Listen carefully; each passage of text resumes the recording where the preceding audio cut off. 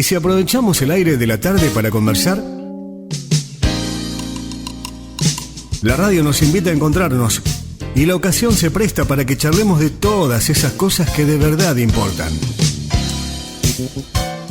Lo que pasó y lo que el año nos depara. El quehacer diario, los proyectos, las iniciativas, la actualidad y las historias. Todos tenemos algo para contar. Queremos conversar y para eso estamos. Para escuchar nuestras voces en el 580 del dial y compartir un buen momento. Esto es La Conversación. La Conversación con Fernando Asciuto. Nos encontramos para conversar.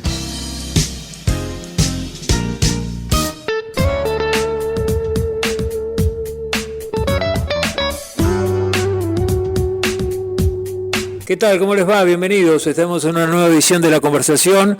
Hoy en este día jueves, donde llegamos en la ciudad de Trelew, hasta la Capilla Tabernáquil, donde nos recibe el pastor Carlos Ruiz, pastor de las Capillas Galesas en todo el valle, prácticamente lo va a contar con precisión.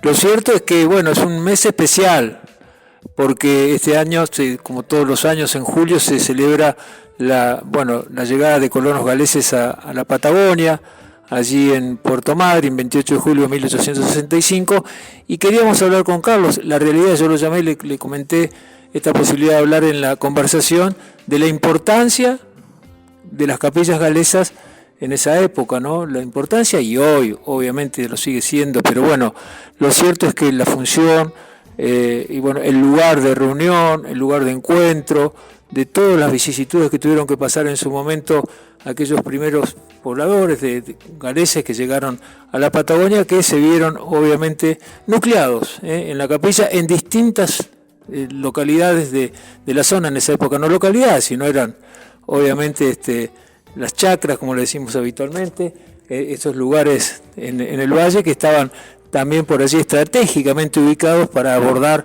y que la gente pueda acudir a ellas por lo menos los días domingos, que era el día donde llegaba el día de fiesta. Pero esto lo va a contar ahora Carlos Ruiz, el pastor, que siempre fue muy bondadoso con nosotros, con el programa, con la radio, y cada vez que necesitamos que traiga esta palabra, está el pastor presente, así que le vamos a agradecer y mucho. Carlitos Orellana puesta en el aire en la operación técnica y en la música, está también María de los Ángeles Gómez en las redes de la radio, y los compañeros siempre tan atentos. Y ustedes por seguir cada una de las conversaciones. ¿Cómo te va, Carlos? Bienvenido y gracias por atendernos. Muy bien, muchas gracias por venir a nuestra capilla, y siempre es un placer conversar sobre temas que tienen que ver con la historia, pero también con el presente, en lo que tiene en relación a la fe especialmente, ¿no? Que es las capillas representan eso en la colonia galesa, ¿no? Representan, como bien decías, es el lugar de encuentro, esos puntos de encuentro para cultivar la fe en primer lugar, pero también para socializar, para educar, porque las capillas galesas cumplieron esos roles en el pasado, ¿no? Así que, otra vez es un gusto tenerte aquí en nuestra capilla. Bueno, Carlos, como decíamos, ¿no? Hagamos un poco de historia, como no, en la zona, de la cantidad de capillas que, se fueron construyendo, también hay que decirlo, según tenemos entendido, con el aporte de los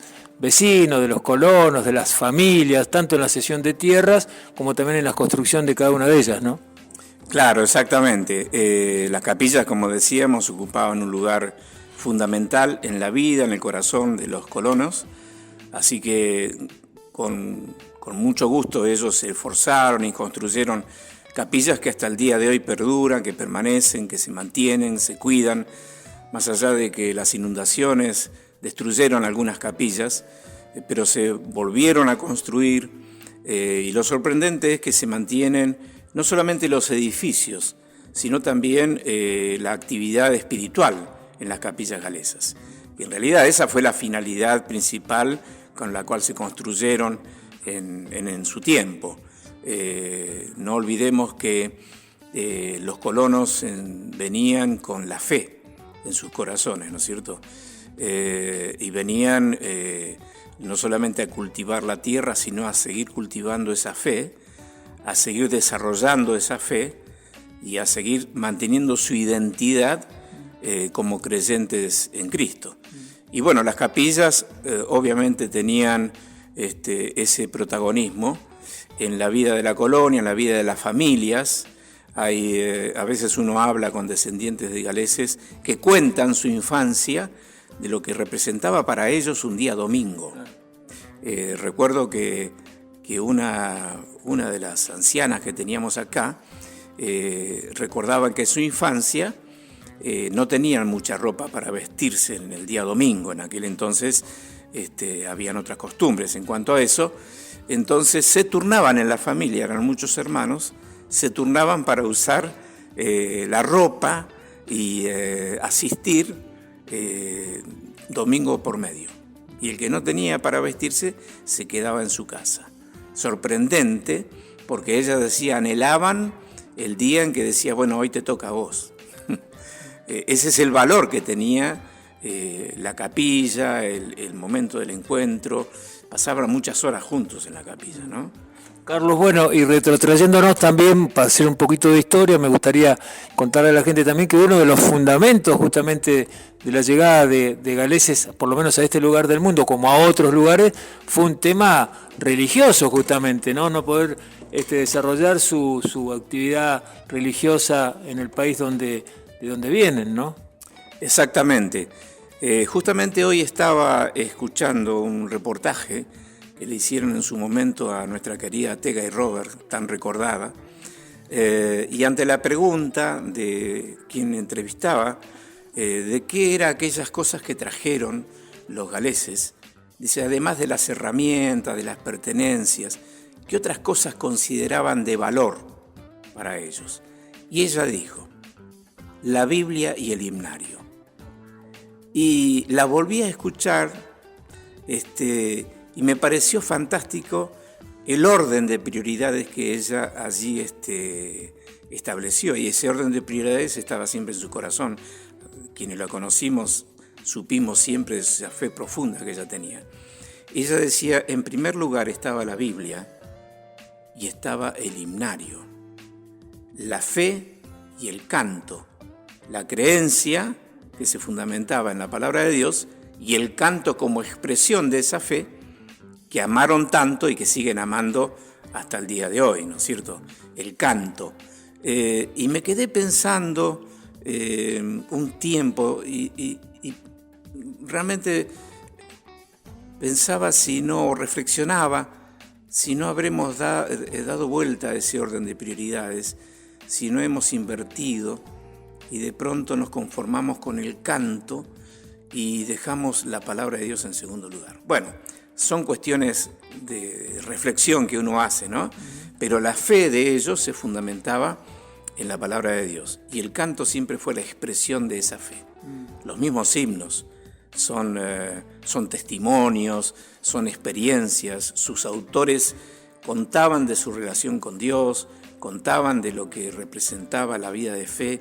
Y también estaba, bueno, aparte de los himnarios, como usted dice, el tema del canto congregacional, justamente está ligado a esto, ¿no? Porque aparece la figura del canto congregacional como una cuestión de fe, obviamente religioso, pero tiene que ver también a la expresión íntimamente ligado a todo lo que conocemos, a la idiosincrasia del pueblo galés, ¿no? Sí, podríamos decir que el canto une y el canto profundiza la comunión. Cuando uno participa de esos eventos donde se canta, los cultos de canto, lo que se observa es la comunión que se establece y la armonía, no solamente en las voces, sino en el disfrute. A veces me detengo a mirar los rostros de aquellos que cantan, que saben hacerlo muy bien, cómo se pueden ellos ubicar a veces en la capilla de acuerdo a las voces que tienen, y entonces allí, desde su lugar, disfrutan, porque la música es armonía, ¿no? Y yo creo que más allá de la música en sí, la armonía que se construye es más espiritual. más esa comunión de saber que estamos cantando verdades que exaltan fundamentalmente a Dios y que pueden dar testimonio de lo que nosotros creemos. Y aparte con una excelencia, Carlos, en las voces, un don natural para cantar, en las tonalidades, en las distintas voces que hay, ¿no? Para poder ahí hacer esos coros espectaculares que nacen espontáneamente, porque también tenemos el conocimiento, como lo harán hoy, de mucha gente que terminaba de trabajar en sus chacras, en sus labores, e iba justamente o a las capillas o a algún lugar a cantar, y a rezar sus plegarias, ¿no? Pero de una manera con el canto, una cosa impresionante. Sí. A veces he charlado con algunos descendientes y aún que todavía viven, pero recuerdan su niñez, donde después de la cena en sus casas tomaban sus himnarios y se ponían a cantar. Y cantaban. Es decir, es como una necesidad que ellos tienen hasta el día de hoy de expresarse a través del canto. Y lo hacen, de una manera admirable. Bueno, Carlos, y en el caso suyo particular, ¿podemos hablar un poco, si es tan amable, también de los primeros pastores, cómo se fue desplegando la actividad en la zona? Porque esto también es un poco el respeto y el reconocimiento a la labor que realizaron y poner en valor todo ese trabajo. No me parece que sería una falta de respeto no hablar de los primeros pastores de las iglesias, ¿no? Que ellos fueron fundamentales también en el viaje, en organizar el viaje, como usted bien dijo, ¿no? Había varias personas que fueron los líderes, ¿no? Claro, exactamente. Y lo admirable es que estos pastores que decidieron venir para mantener viva la fe de ellos, hacer su trabajo pastoral. Se involucraron en todas las cuestiones de la colonia, con todo lo que significó en aquel tiempo tan duro, y yo creo que la tarea de ellos fue admirable en el sentido que la gente seguramente en más de una ocasión y por distintas circunstancias podía expresar su sufrimiento. No fue fácil, lo sabemos. Entonces, qué importante sería la presencia del pastor. Habían fallecimientos, habían nacimientos, habían casamientos y allí estaba el pastor. Mal las cosechas que no aparecían, el momento de necesidades extremas, ¿no? De volverse a su lugar o estar desamparados o estar por allí frustrados, ¿no? en esta nueva vida. Exacto. Es decir, tenemos que tener un reconocimiento especial a aquellos hombres de Dios que vinieron acompañando, que se involucraron en esta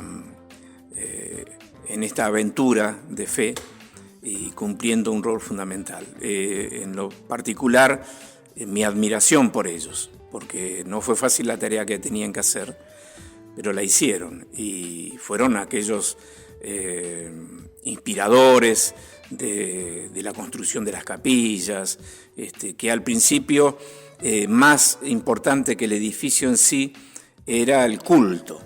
Entonces se sabe que en algunos lugares, al carecer de edificios apropiados para una capilla, podían hacer el culto en un galpón, donde se sentaban en los lugares rústicos que tenían en aquel entonces. Pero lo importante era celebrar el culto a Dios, ¿no? Así que bueno, sí, la parte de los pastores cumplieron un rol fundamental.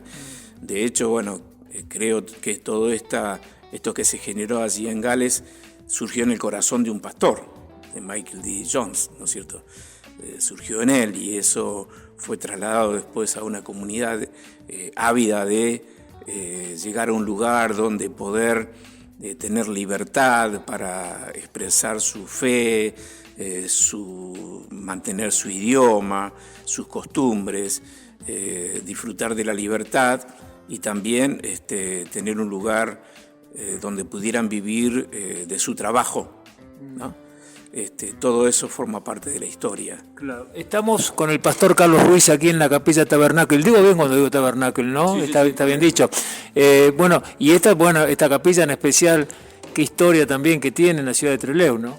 Sí, claro, 135 años estamos cumpliendo en esta capilla. Y como edificio ocupa un lugar importante en la ciudad, ¿no es cierto? Porque fue uno de los primeros, las primeras construcciones que se hicieron acá. Y bueno, como verás, se mantiene, tratamos, bueno, se cuida mucho todo esto y se mantiene el edificio. Pero lo más importante es, más allá de eso, es mantener la fe, mantener viva la fe. Y ese, bueno, es un poco el trabajo del pastor en este tiempo, ¿no? Pastor Carlos, ¿y cómo llega la fe de usted? ¿Cómo llega en la iglesia? Yo sé que hubo un llamado por ahí en algún momento de la vida, pues esto es una cuestión personal que no lo voy a decir yo, vamos a escucharlo usted lo que tenga ganas de compartir, pero es interesante también saber cómo se llega a esta vocación o descubrir esta vocación, ¿no? Y poder después desarrollar una vida dedicada justamente, en este caso, a la fe, ¿no? Claro. Bueno, como pasaba también en la antigüedad, cuando uno lee el Antiguo Testamento, hubieron hombres llamados por Dios y cada uno de ellos tuvo un llamado singular, en un momento singular y para una tarea singular. Y esto sigue pasando con aquellos que en algún momento tenemos el llamado de parte de Dios a dedicar nuestra vida a tiempo completo al ministerio pastoral. Yo lo viví en lo personal como un proceso en el que en la primera etapa de ese proceso hubo de mi parte cierta resistencia cuando alguien que era un pastor experimentado me señaló eso. Me dijo si yo no consideraba hacer la tarea pastoral. ¿Dónde estaba viviendo Carlos en ese momento? Estaba viviendo en Gaiman, sí. Del pastor de quien yo hablo es el pastor Ocar Lexese, que es muy conocido. Fue aquel que guió mis primeros pasos y aquel que descubrió, creo, en mí esa vocación antes que yo. ¿Y qué le dijo usted al pastor?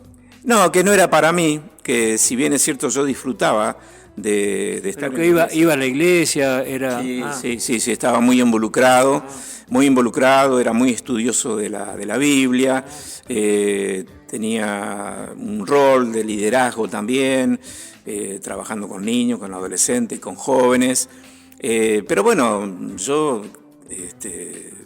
paralelamente tenía mi trabajo, mis actividades, tenía mis propios proyectos, pero eso fue como un proceso.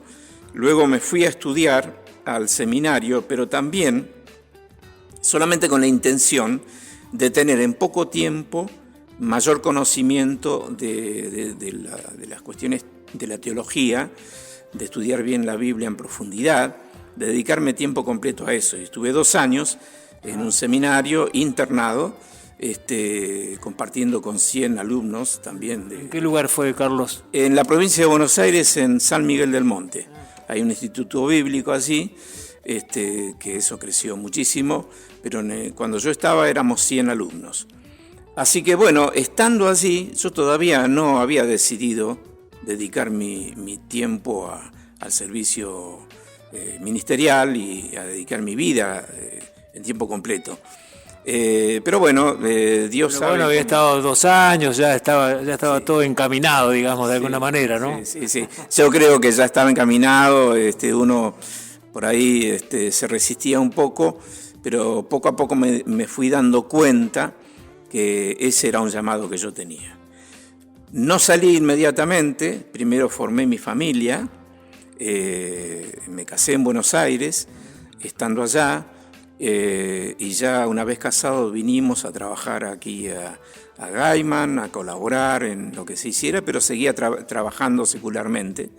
Pero en su momento nos fuimos dando cuenta con mi esposa que no teníamos otro camino que dedicarnos tiempo completo al ministerio. De eso hace ya 38 años. 38 años de trabajo pastoral, de una larga experiencia, de estar en distintos lugares, No, eso le iba a preguntar institucionalmente cómo funciona, porque uno puede tener muchas ganas, hacer el seminario, bueno, pero después obviamente está esta gente que va también abriendo las puertas, ¿no? Y va mostrando un camino, porque después una cosa es dedicarse cuando uno tiene un rato en la tarde, o el sábado, el domingo, a las actividades que uno puede colaborar con una iglesia o en el lugar donde le toque, pero otra cosa es ya vivir, desarrollar una familia, tener sustento económico, o sea, hay varios motivos también por el cual hay que, digamos, protocolizar el tema, ¿no?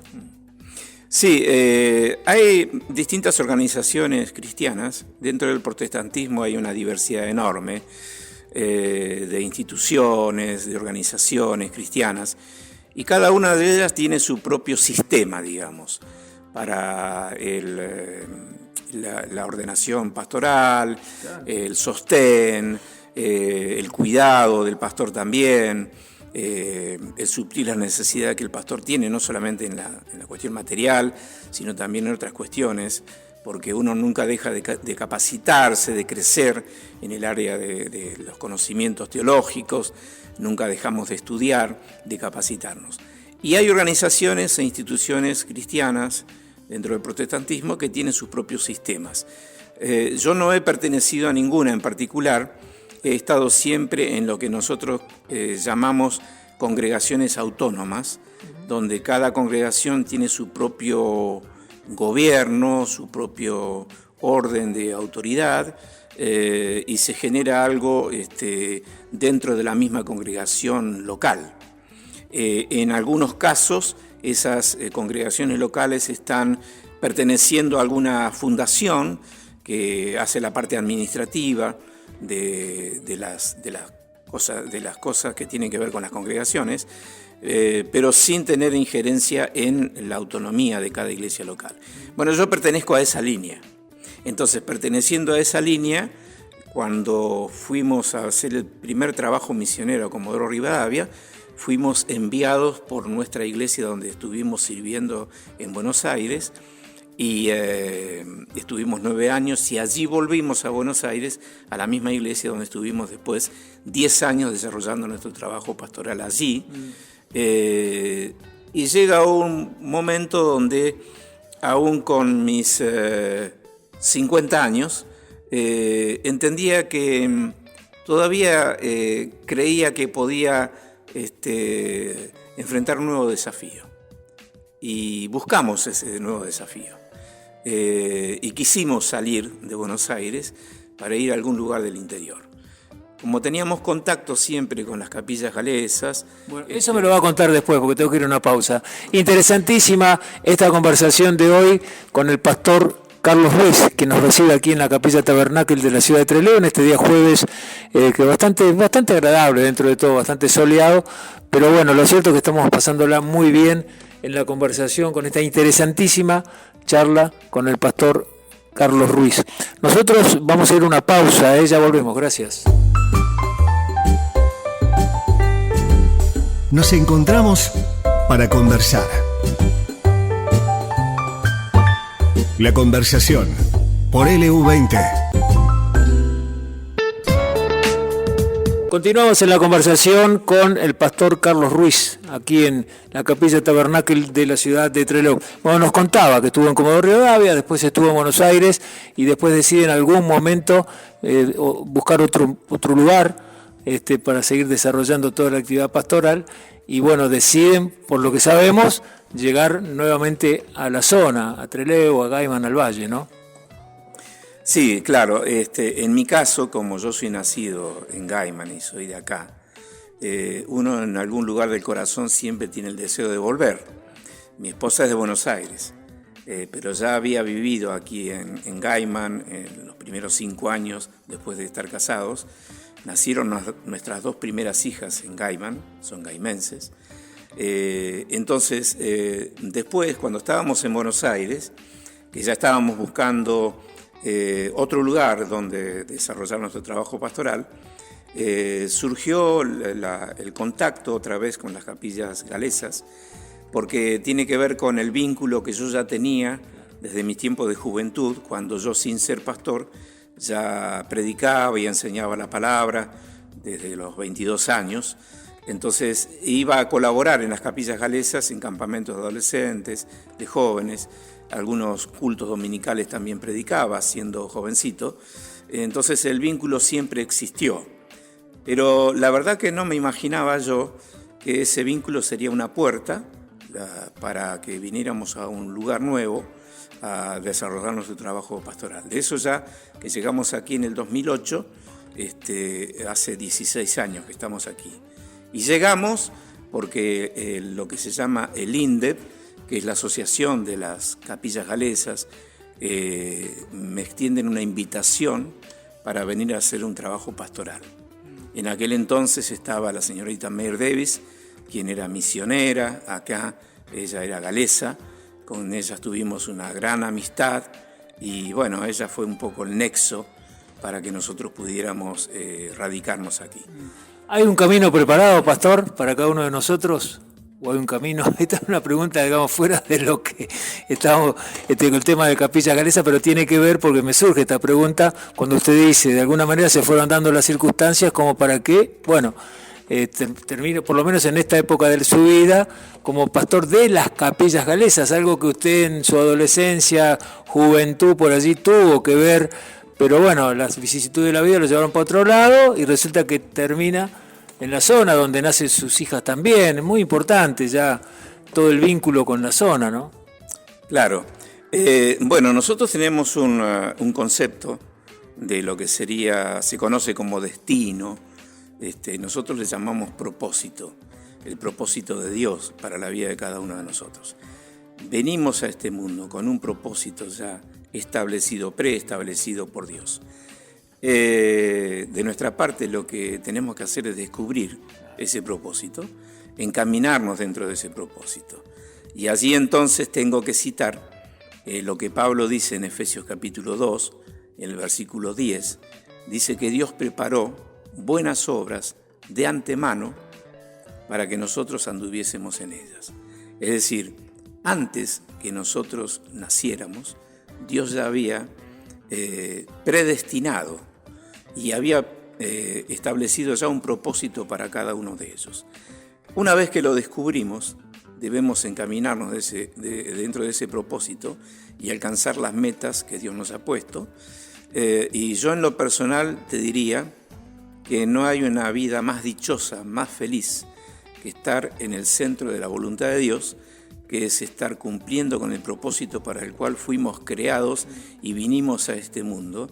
Y agradezco siempre a Dios porque no me perdí la oportunidad de vivir en ese propósito. Pero la pregunta ahí me parece muy interesante, pastor. Justamente le pregunto a usted que nos diga, bueno, ¿tenemos que ir en búsqueda de ese propósito o se van dando las circunstancias o nos va mostrando un camino que uno va eligiendo, tiene la capacidad de elegir o no, o darse cuenta o la vocación? Es algo que uno, si logra encontrar la vocación, es el momento de una felicidad plena en el aspecto de la diaria, ¿no? Donde uno se hace más fácil todo, ¿no? Bueno, hay un camino trazado desde la eternidad para nosotros, para cada uno de nosotros. Es lo que enseña la Biblia, ¿no es cierto? Pero cada ser humano es llamado a entrar dentro de ese propósito. ¿Y qué es lo que puede convertirse en la puerta de entrada a ese propósito y a ese camino? Es un encuentro personal con Cristo. Por eso recordarás, porque es muy conocida esas palabras de Jesús cuando dice: yo soy el camino, la verdad y la vida, nadie viene al Padre sino por mí. Él está hablando allí de un camino en primer lugar. Él es el camino. ¿El camino de qué? El camino de la vida. Entonces, cuando nosotros nos encontramos con Cristo, encontramos el camino y empezamos a transitar por ese camino. Así que ese camino que ya estaba preparado para nosotros, lo vamos a perder si no tenemos un encuentro con Cristo. Cuando uno tiene un encuentro con Cristo, se encuentra con el propósito para lo cual fuimos creados. Aquí es fundamental entonces la experiencia que tengamos con Cristo de un nuevo nacimiento, de una nueva vida y un nuevo camino a transitar de aquí a la eternidad. Porque ese es el camino que Jesucristo ha trazado, un camino eterno, más allá de esta vida, ¿no? Y bueno, ahí está entonces el secreto para no estar recurriendo a otro tipo de cosas para encontrar nuestro futuro, el destino, preguntándonos tantas cosas, debatiéndonos entre tantos dilemas, cuando realmente es tan fácil a través de la fe descubrir el camino de nuestra propia vida. Y el camino que Dios preparó para vos no es el mismo camino que Dios preparó para mí.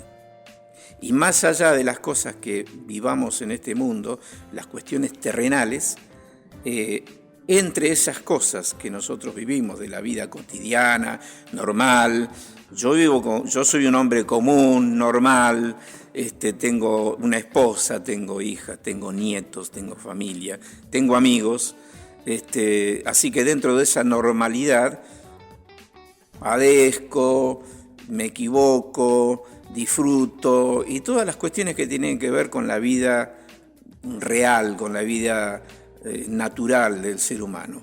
Pero más allá de eso está el camino que ya está trazado. Y todo, voy a dar otra cita bíblica, que es Romanos 8:28, cuando el apóstol Pablo dice que a los que aman a Dios, todas las cosas les ayudan a bien. A los que aman a Dios, aquellos que fueron llamados, dice, de acuerdo a su propósito. Y ahí está el secreto. Cuando a mí me pasan cosas, cuando yo no puedo conseguir cosas, cuando me suceden cosas que me sorprenden, en distintas áreas de la vida, yo tengo que pensar, ¿qué propósito hay en todo esto que me está pasando? ¿En qué contribuye a la realización del propósito al cual yo fui llamado por Dios? Y entonces vamos a descubrir que no existe la casualidad ni la mala suerte, sino que existe el propósito. Por supuesto que hay cosas que son incomprensibles para nuestra mente, no las podemos entender. Cuando nos llega una enfermedad, un diagnóstico, y uno nunca lo espera y nunca tal vez lo ha deseado, pero cuando uno es creyente y tiene una fe profunda en Dios, sabe aún que esas circunstancias contribuyen al cumplimiento del propósito de Dios. Y aquellas cosas que Dios permite en mi vida o en tu vida, dice también otro texto de la Biblia, allí en 1 Corintios 10:13, dice que Dios conoce lo que nosotros podemos soportar y que no va a poner una prueba más grande que la que podamos soportar. Pero además dice que así como permite la prueba, también va a dar la salida para que podamos soportar. Eso es maravilloso. Bueno, esa es la vida de fe. Claro, pero hay es que interesante hablar con el pastor Carlos Ruiz. Carlos, hay algo que yo escuché de usted en algún sermón, alguna vez que lo he escuchado en alguna capilla, que usted dijo y siempre me quedó grabado esto: hay que estar atento.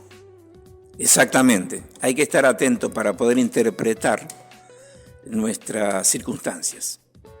Hay que estar atento para poder interpretar, porque todo tiene una razón de ser. Y todo lo que nos pasa en esta vida son como los ingredientes que nosotros preparamos para elaborar, por ejemplo, una rica comida. Viste que a veces, si las personas que hacen tortas, por ejemplo, a una torta le pueden poner harina, huevo, esencia de vainilla y pasas de uvas y lleva o un montón de cosas que chocolate o lo que fuere.